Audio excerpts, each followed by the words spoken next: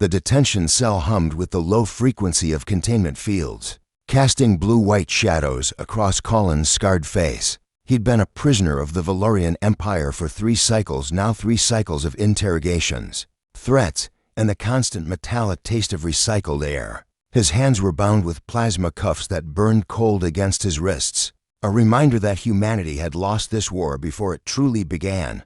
The door hissed open. Callan didn't look up. He'd learned that defiance came in small packages, here a refusal to acknowledge, a moment of withheld respect. But the footsteps that entered weren't the heavy, deliberate stomps of guards. These were lighter, almost cautious. "You are the human called Callan?" The voice was different too, musical, with harmonics that suggested a translator working overtime to convert thoughts into something his primitive ears could process. Against his better judgment, Callan raised his eyes. She stood in the doorway like a contradiction, regal yet uncertain, powerful yet curious. Her skin held the characteristic pearl-blue luminescence of Valorian royalty, and the neural crest running from her forehead to the base of her skull pulsed with soft amber light. She wore the formal robes of the imperial house, but her eyes held something he hadn't seen in any Valorian before. "Wonder, Princess Johnny," Callan said flatly, recognizing her from the propaganda broadcasts.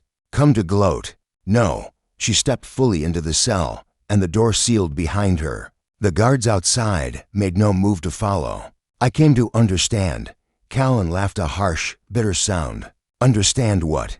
"How you conquered 17 human colonies in 2 months. How your ships turned our fleets into debris fields. I think your empire understands perfectly." Johnny moved closer, her robes whispering against the floor. She sat on the bench across from him, an action so unexpected that Colin's combat instinct screamed trap. Valorian princesses didn't sit with prisoners. They didn't sit with anyone beneath the 3rd tier of nobility. "My tutors tell me humans are weak," she said softly, "that your bodies break easily, that you live such short spans you barely have time to accumulate wisdom, that you possess no natural defenses, no telepathy, no adaptive biology." Her crest flickered. "Yet you fight like the universe itself is trying to extinguish you." "Why? Because it is," Callan replied. "Your empire made sure of that." "No." Johnny leaned forward. "You fought the Kresh before us, and the Dravari before them. My intelligence reports say humanity has been in a state of conflict for its entire spacefaring existence. Every species you encounter, you resist. Every predator, you challenge. Even when wisdom suggests surrender, you choose defiance." She paused. "I have studied 12 different species. None behave this way. So I ask you, Callan of humanity, what drives you?" The question hung in the air between them, genuine and disarming. Callan had expected threats, torture, perhaps execution. He had not expected philosophy. "You want to know what makes humans fight?" He met her eyes. "Look around your empire, princess. Look at your people. I see the greatest civilization in this galactic arm. You see immortals playing at gods." Callan interrupted. "Your people live for thousands of years. You have telepathy, regeneration, ships that bend space itself. You were born into abundance."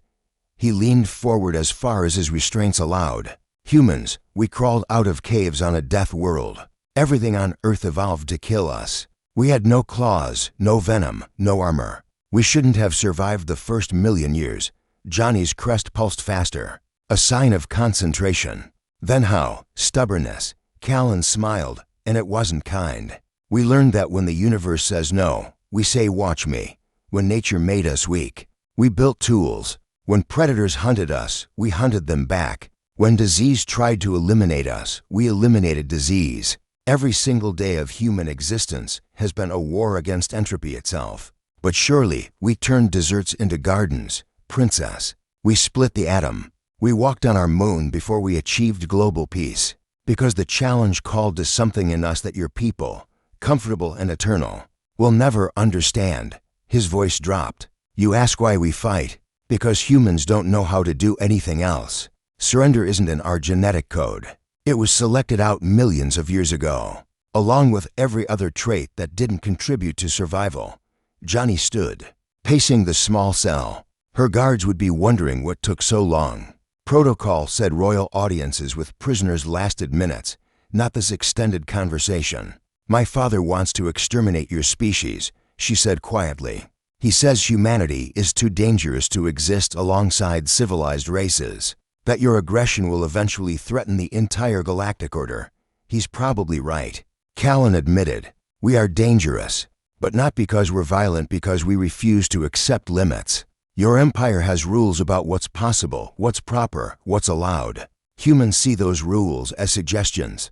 Johnny turned to face him. Is there no scenario in which humanity could coexist with the Empire? Sure, Callan said. Let us go, all of us. Pull back from our colonies, recognize our sovereignty, and leave us alone. We'll stay in our corner of the galaxy, and you stay in yours. My father would never agree. He sees human expansion as inevitable conquest. Then he understands us better than you thought.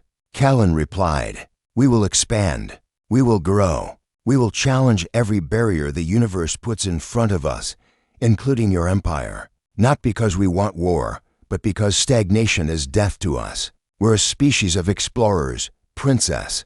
We can't help ourselves. Johnny stood silent for a long moment, her crest pulsing through colors Callan didn't have names for. Finally, she spoke. One question, she said. Answer it truthfully, and I will advocate for your release.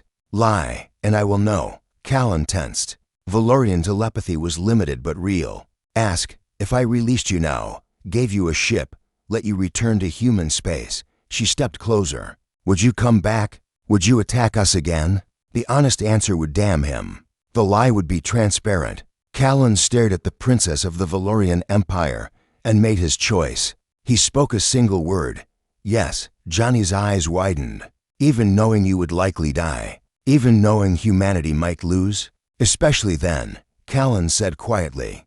Because that's what humans do, princess. We fight losing battles. We charge into certain death. We defy every logical outcome, because somewhere in our psychology, we believe that will and courage can overcome anything. We're probably wrong, but we'll die finding out. For a long time, Johnny said nothing. Then, to Callan's shock, she reached down and deactivated his plasma cuffs. They fell away, leaving red marks on his wrists. Come with me, she commanded. What? I am taking you to my father. He needs to hear what I just heard. She paused at the door. Not because it will save your species, Callan, but because he needs to understand what he's truly fighting. Her crest flared bright amber. You cannot defeat humanity by destroying it. Your species would rather die than surrender meaning. The question isn't whether we can win, it's whether victory over such a species is worth what it will cost us. The door opened. Guards snapped to attention. Johnny strode forward, and after a moment's hesitation, Callan followed, unbound and dangerous.